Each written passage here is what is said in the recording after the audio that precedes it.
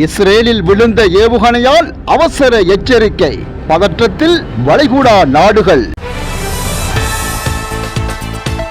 அமெரிக்காவும் இஸ்ரேலும் பேரழிவை சந்திக்கும், ஈரான் கடும் எச்சரிக்கை.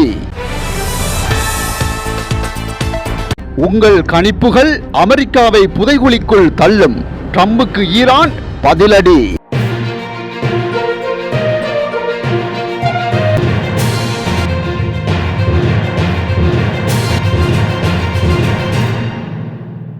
அமெரிக்காவின் இராணுவ இலக்குகள் விரைவில் எட்டப்படும். அடுத்த 2 முதல் 3 வாரங்களுக்குள் ஈரானின் முக்கிய பகுதிகள் மீது மிக கடுமையான தாக்குதல்கள் நடத்தப்படும் என்று ஜனாதிபதி டொனால்ட் ட்ரம்ப் தெரிவித்துள்ளார். ஈரான் மீண்டும் கற்காலத்துக்கு செல்லும். ஈரானின் இராணுவ வலிமை ஏற்கனவே சிதைக்கப்பட்டுவிட்டது என்று அவர் குறிப்பிட்டுள்ளார். இதற்கு ஈரான் பதிலடி கொடுத்துள்ளது.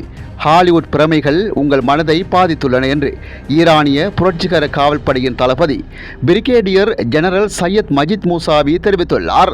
வரும் 250 ஆண்டுகால வரலாற்றை வைத்துக்கொண்டு 6000 ஆண்டுகளுக்கு மேலான நாகரிகத்தை மிரட்டுகிறீர்கள். ஈரானின் திறன்களை பற்றி அமெரிக்காவுக்கு எதுவும் தெரியாது. உங்களின் கணிப்புகள் அமெரிக்காவை புதைகுழிக்குள் தள்ளும் என்று அவர் தெரிவித்துள்ளார். இதற்கிடையே இந்தியாவில் உள்ள ஈரான் தூதரகம் வெளியிட்ட எக்ஸ் பதிவில், உங்கள் குண்டுவீச்சுகளால் நாங்கள் மீண்டும் கற்காலத்துக்கு தள்ளப்பட மாட்டோம். நாங்கள் 6000 ஆண்டுகால நாகரிக பாரம்பரியம் கொண்ட ஒரு தேசம்.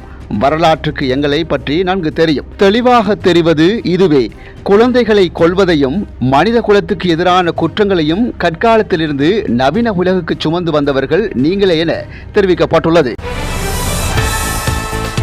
ஈரானின் இராணுவ திறனை முழுமையாக மதிப்பிட தவறிய அமெரிக்காவும் இஸ்ரேலும் பேரழிவுகரமான தாக்குதல்களை எதிர்பார்த்து காத்திருக்க வேண்டும். அமெரிக்கா அவமானப்பட்டு இழிவடைந்து நிரந்தரமான வருத்தத்துக்கு ஆளாகி சரணடையும் வரை இந்த போர் தொடரும் என ஈரான் கடும் எச்சரிக்கை விடுத்துள்ளது. அணு ஆயுதம் வைத்திருப்பதாக ஈரான் மீது அமெரிக்காவும் இஸ்ரேலும் தொடங்கிய போர் 1 மாதத்தை தாண்டி விட்டது. ஆனாலும் போர் நின்ற பாடில்லை. ஒரு பக்கம் அமெரிக்காவுக்கு உதவும் வளைகுடா நாடுகளான Dubai, Saudi Arabia, Bahrain, Abu Dhabi உள்ளிட்ட வளைகுடா நாடுகளை குறிவைத்து ஈரான் தொடர்ந்து ட்ரோன் தாக்குதல் நடத்தி வருகிறது. இதனால் வளைகுடா நாடுகளில் பல எண்ணெய் கிணறுகள் பாதிக்கப்பட்டிருக்கிறது. இதன் காரணமாக வளைகுடா நாடுகளிலிருந்து பல நாடுகளுக்கு கச்சா எண்ணெய் செல்லவில்லை. ஒரு பக்கம் கச்சா எண்ணெய் கொண்டு வரும் கப்பல்கள் ஈரான் தனது ஹோர்முஸ் நீரிணை அருகே தடுத்து நிறுத்தி வருகிறது. இதன் காரணமாக உலக நாடுகள் பலவற்றிலும் கடந்த சில நாட்களாகவே கடுமையான எரிபொருள் தட்டுப்பாடு நிகழ்ந்துள்ளது. அதேவேளை ஒரு பக்கம் ஈரானை அழுத்திவிட்டோம், இறந்து போனவர்கள் எல்லாமே பயங்கரவாதிகள், இன்னும் 2-3 வாரங்களில் போர் முடிவுக்கு வரும் என ஈரானை ஜெயித்து விட்டது போல அமெரிக்க அதிபர் டொனால்ட் ட்ரம்ப் தொடர்ந்து கூறி வருகின்றமை குறிப்பிடத்தக்கது. ஈரானிலிருந்து ஏவப்பட்ட ஏவுகணை ஒன்று இஸ்ரேலின் மத்திய பகுதியில் இன்று அதிகாலை விழுந்து வெடித்துள்ளதாக சர்வதேச தகவல்கள் தெரிவிக்கின்றது.